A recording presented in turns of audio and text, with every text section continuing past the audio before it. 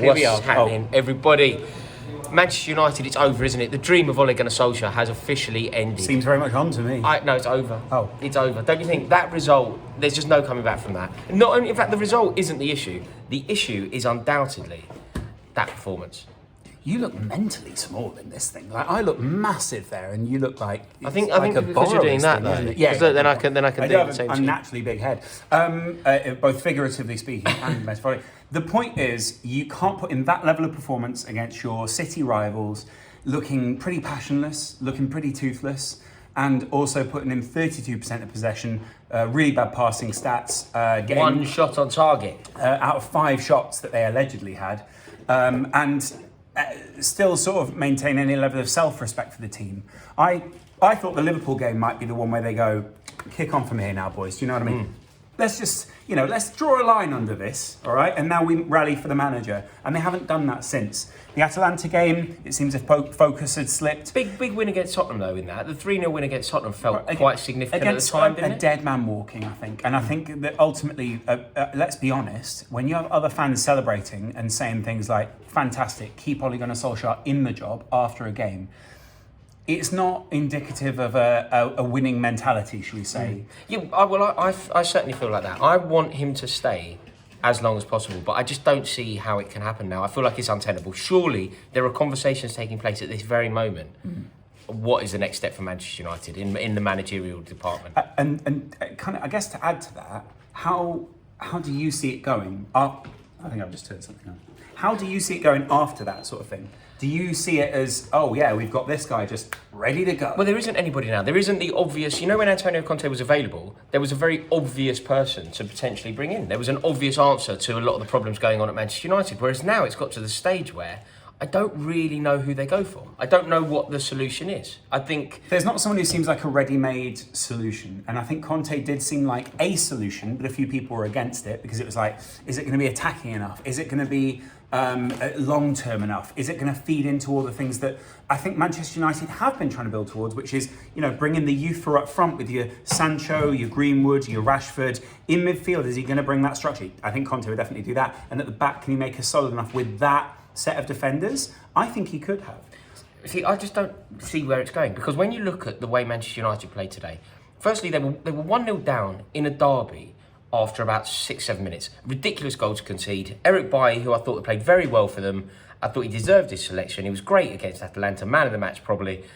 He gets his opportunity, and within 7 minutes they're a goal down against Man City. You can't do that. Yeah. And then they conceded that second, and you think just on the stroke of half-time, Luke Shaw completely switches off. Bernardo Silva sneaks in round the back, does brilliantly, the athleticism to reach it. De Gea's a nightmare as well. De Gea's a nightmare, but I don't actually hold that in that. No, yeah, I don't hold responsible for that. Yeah, well, you can't anticipate that shot, surely. You do say that, but I think as a goalkeeper, it is sort of your job to anticipate a shot, and so even if you concede a shot, you're not conceding a goal. It's sort of like the team concedes the shot, you don't concede the goal. Yes, I suppose. But Luke Shaw playing like that, ridiculous. Switching off like that, ridiculous. Eric Bailly turning the ball into his own net when about 40 options were easier.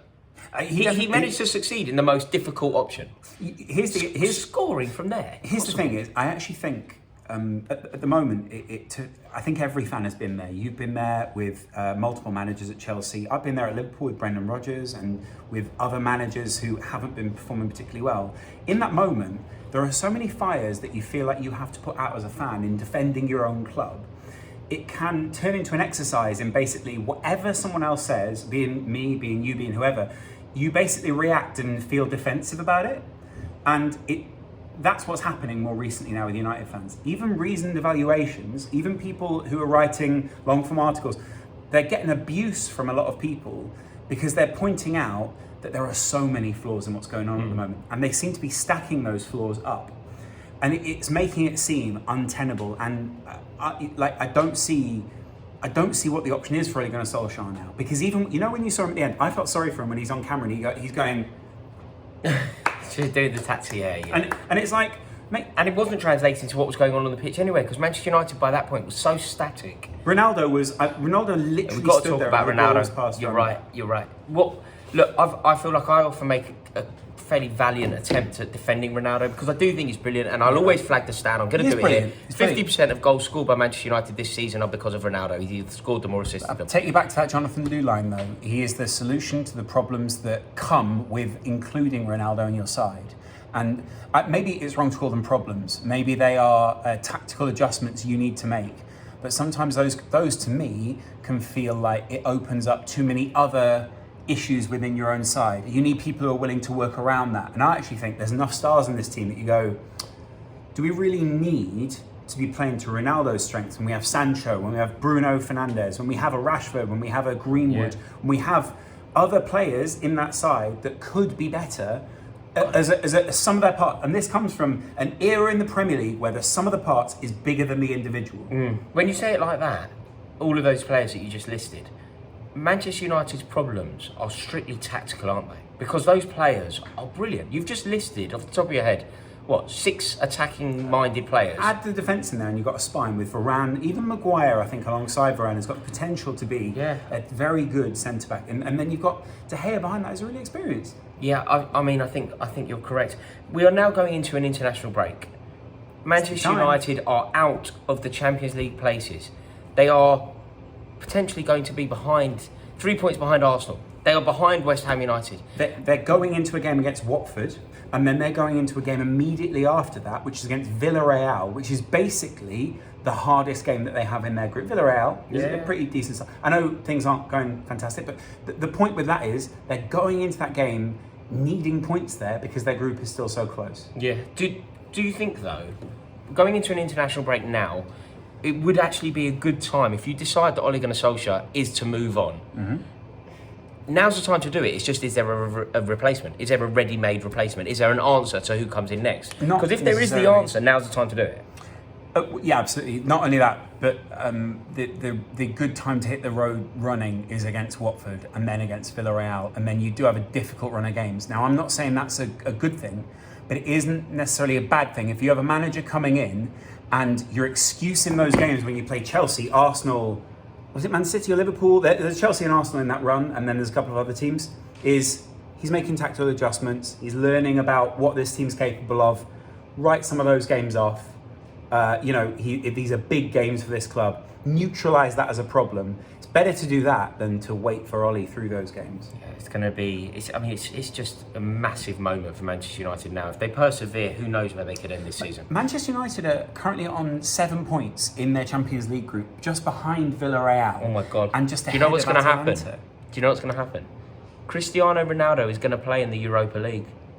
I hope not.